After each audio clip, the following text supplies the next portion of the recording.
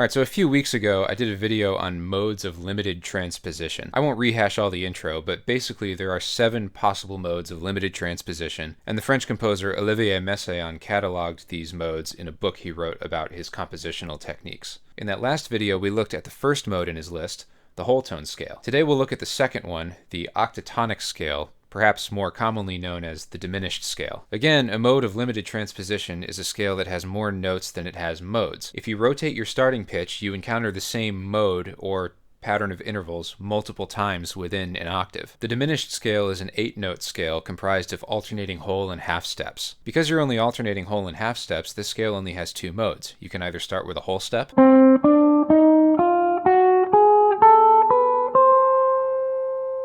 or you can start with a half step.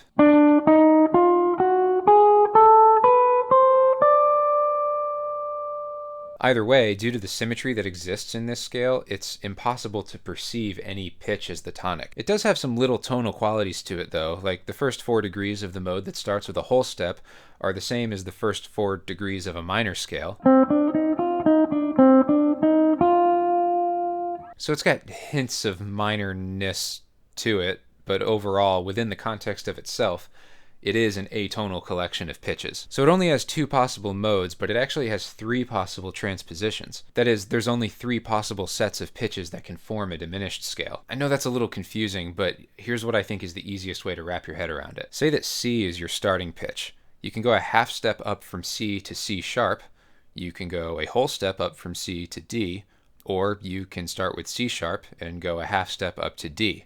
From there, you just fill out the pattern of alternating whole and half steps, and now you have all 3 possible transpositions of this scale. So if we're keeping score, the diminished scale has 2 possible modes and 3 possible transpositions. Is that super important to memorize?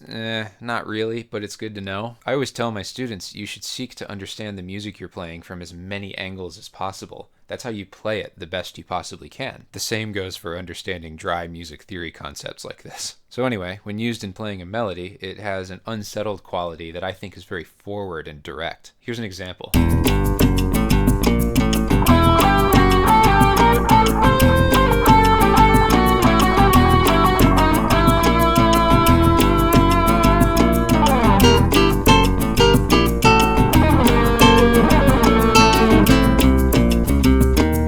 You may remember that from my video last week if you've been following me for a bit. That's actually a bit of an original tune of mine called the Freeloader. Last week I used it as a demonstration of 7/8 time, but it's almost entirely based on the diminished scale, so it's relevant here too. It's a wild ride. It's one of my favorite things I've composed. But other composers in the past have frequently used the diminished scale as the basis of their compositions, like Messiaen, of course, but also Igor Stravinsky. If you want to hear an example, basically the whole first movement of Stravinsky's Symphony of Songs is based on a single octatonic diminished scale. If you've never heard the Symphony of Songs, you gotta check it out. It's pretty amazing music. The diminished scale is also frequently used in jazz improvisation, but to understand why, we need to explore what chords are possible in this scale. Typically, when you build chords from a scale, you stack up thirds, or every other note. If we do that with this scale, we end up with only fully diminished 7th chords.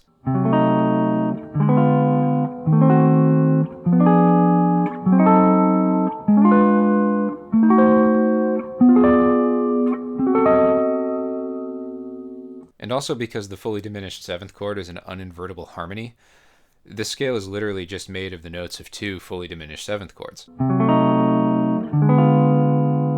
Those 2 chords contain all 8 notes of the scale. On the surface, that's what this scale is, 2 fully diminished 7th chords, hence why it's called the diminished scale. So in jazz, one of its most common uses is when improvising over a dominant chord, because the top 4 notes of a dominant flat 9 chord form a fully diminished 7th chord. So the diminished scale works very well with that.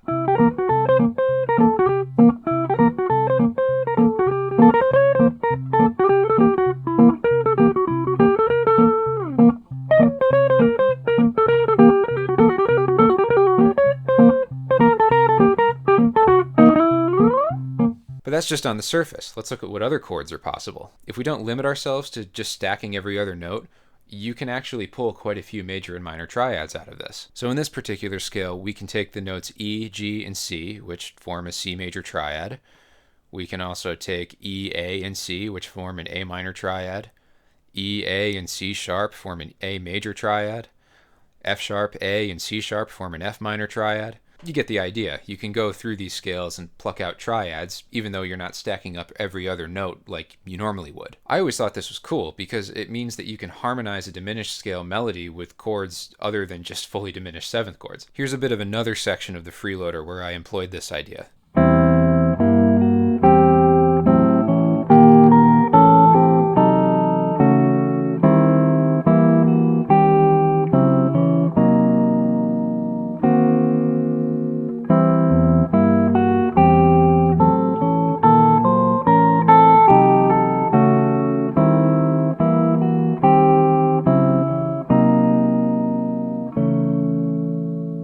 What I love about that is that each harmony is pretty palatable on its own, but the way the harmony moves gives it this uncertain, kind of off-kilter quality, which is what I was going for. Anyway, that was a lot of information packed into a short video, but hopefully it at least introduced you to some new ideas. You can go a lot deeper than what I've talked about here. One thing I want to conclude with is that historically speaking, this scale has been viewed as just a color you can squirt on the palette, right? Which in many cases is true. But over time, a lot of music theorists have started to suggest that this scale is at the deepest level of all Western musical structure. I'm not going to go into that, but the great jazz pianist Barry Harris is one who held this belief, and there have been various academic papers on the idea. Personally, I don't know that the idea holds much water, but it's still interesting to think about, and I would encourage you to dive into it if you're interested in this stuff. At the very least, it just shows that it's possible to think about and justify musical relationships in a lot of different ways. And as always, know what's possible,